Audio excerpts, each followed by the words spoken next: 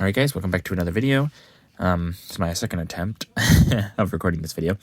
Sorry I never recorded again. I know the last video it got cut off during this page. I flipped to this page and I'm like, oh yeah, we'll do this page, and then it got cut off.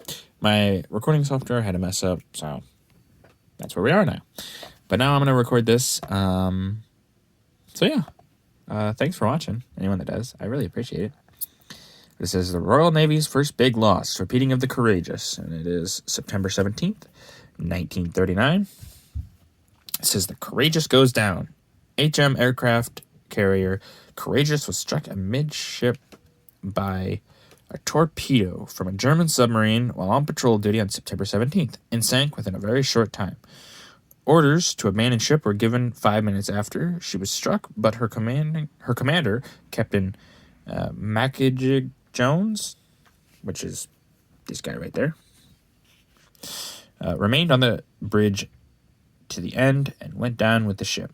The picture shows the Courageous heeling over shortly before her death plunge. Her crew can be clearly seen scrambling down the side into the water. The Courageous had a full complement of 1,126 officers and men, of whom 515 were lost. You can see all of them, as it shows here, scrambling down. It's kind of crazy we have these kind of pictures. It's a neat part of history. And here we are. Shambles in Warsaw, September 1939. It says, horrors of invaded Poland. The horrors of the modern aerial warfare are forcefully illustrated by this picture of a Warsaw boy squatting miserably among the wreckage of what was his home.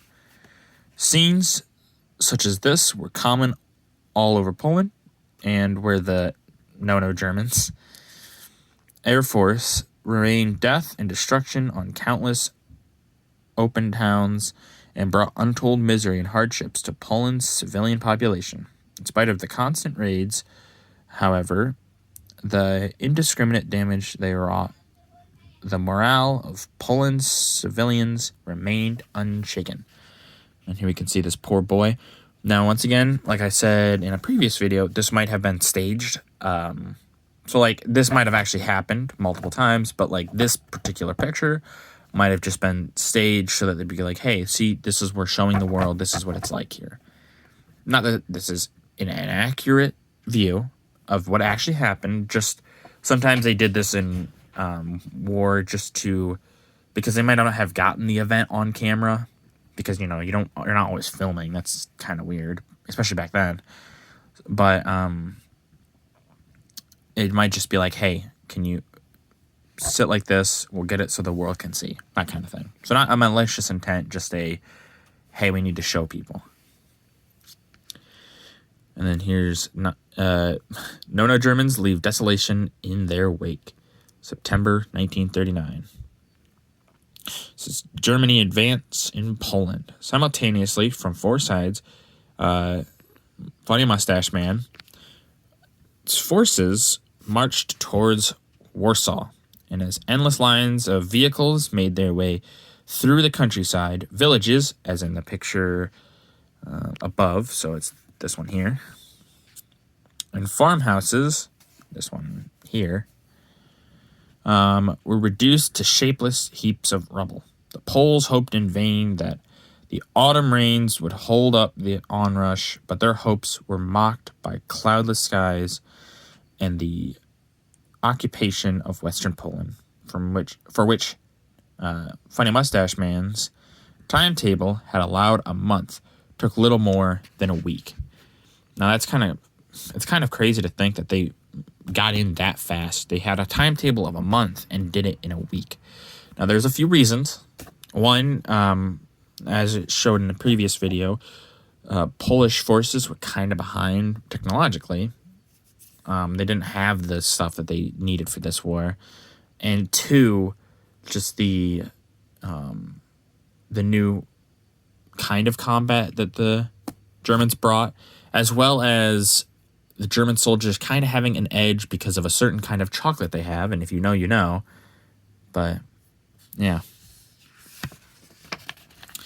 We'll just do this page, and then I'll save this one for later.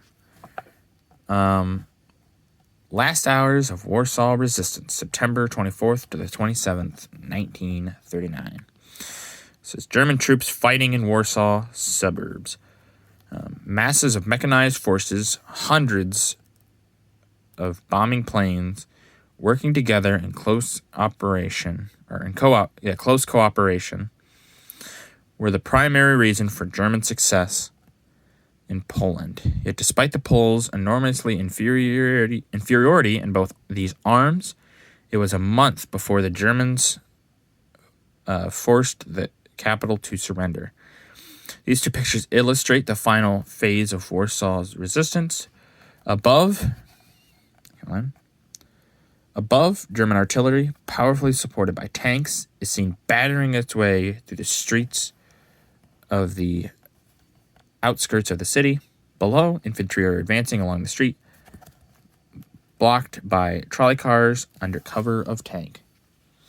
And both these pictures, it's pretty admirable. They held up a month. That's pretty good. When they just were behind with the times. It shows you that this is a small example of kind of what this war would be like. Obviously, we haven't got to Stalingrad yet, which is basically, or Leningrad, which is the poster point for this, but this shows that they may get in the battlefield really quick, but in the streets and towns, they do not go as fast as they think they would like to.